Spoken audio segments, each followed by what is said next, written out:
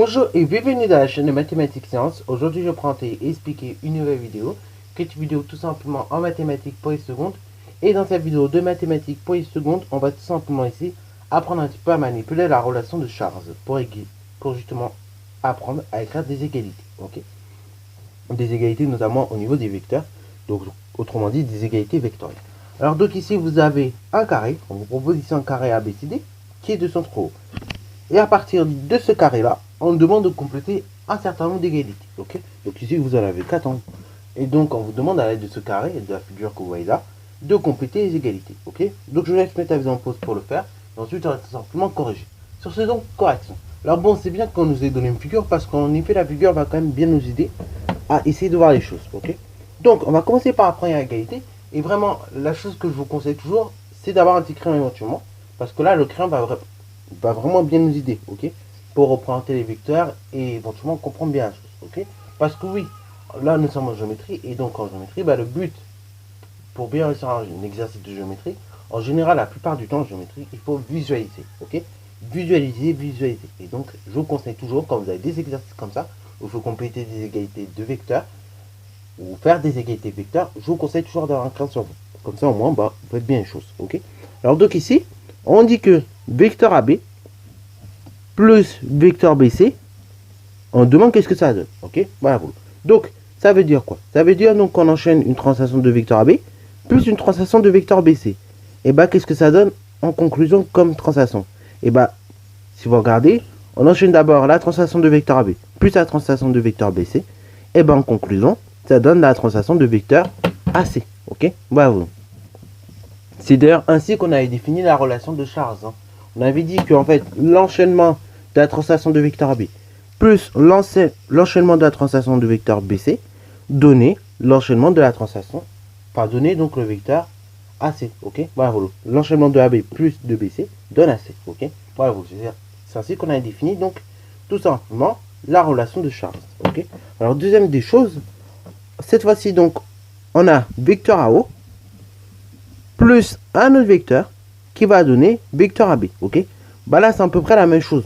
On enchaîne la translation de vecteur AO, la AO, et après plus quel autre vecteur qui va donner donc le vecteur AB en conclusion. C'est donc le vecteur AO plus le vecteur OB qui va donner en conclusion la translation de vecteur AB. Ok, voilà. Donc ici faites bien gaffe, ici il s'agit du vecteur OB et pas l'inverse, pas du vecteur BO. Ok, parce que là si vous faites AO plus OB, ici ça va faire vecteur nul. Ok, voilà. L'enchaînement de ces deux translations va donner vecteur nul. Alors donc, troisième cas, ici donc on a un enchaînement de translations suivant, c'est-à-dire l'enchaînement de la translation de vecteur AD plus l'enchaînement de la translation de vecteur DC, et donc on cherche à savoir ce que ça va donner. Là on a AD plus DC, et cet enchaînement là globalement va se résumer à la translation de vecteur AC. Ok, voilà. L'enchaînement de AD plus de DC donne le vecteur AC. Ok, voilà. Alors, dernier cas, ici donc, on voudrait savoir, donc on a le vecteur de haut ajouté à quoi qui va donner vecteur nul. Ok, donc vecteur de haut, c'est celui-là. Voilà. Et on voudrait savoir si on l'ajoute à quoi, et ça va donner vecteur nul. Alors là, il faut remarquer aussi quelque chose. On a dit que O c'était le centre du carré. Ok, O si c'est le centre du carré, ça veut dire que c'est le milieu. Ok, c'est le milieu, en l'occurrence de DB. Si O est milieu de DB, il est milieu de DB si et seulement si donc vous avez une égalité de vecteurs. Vous êtes bien d'accord avec moi? En l'occurrence, si O, on dirait qu'il est milieu de tout simplement DO, DB en l'occurrence, si des vecteurs OB et justement OD, et quand on les additionne ensemble, ça va donner vecteur nul. Mais ça peut se traduire également dans l'autre sens. Si vous faites d'abord, d'une part, la translation de vecteur DO, puis la translation dans ce cas de vecteur OB, ça va donner également vecteur nul. Ainsi donc, le deuxième vecteur à mettre en question, ce ne sera pas OB, parce que là, ça va donner directement le vecteur, dans ce cas-là, ça donnera un autre vecteur. Ok, voilà, ça ne donnera pas vecteur nul, ça va donner un autre vecteur. Mais ce sera donc DO plus BO, ok, voilà, qui va donner vecteur nul. Voilà.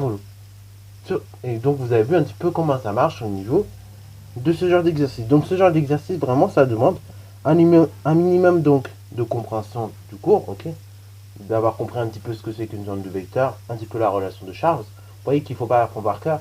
Le but, c'est vraiment de savoir la manipuler. Voilà. Donc, ça, ce genre d'exercice, si ça vous éprend un petit peu, je vous conseille de vous entraîner assez souvent à les faire. Parce que ce genre d'exercice qu'on ne peut pas vraiment se demander en contrôle. Ok. Voilà.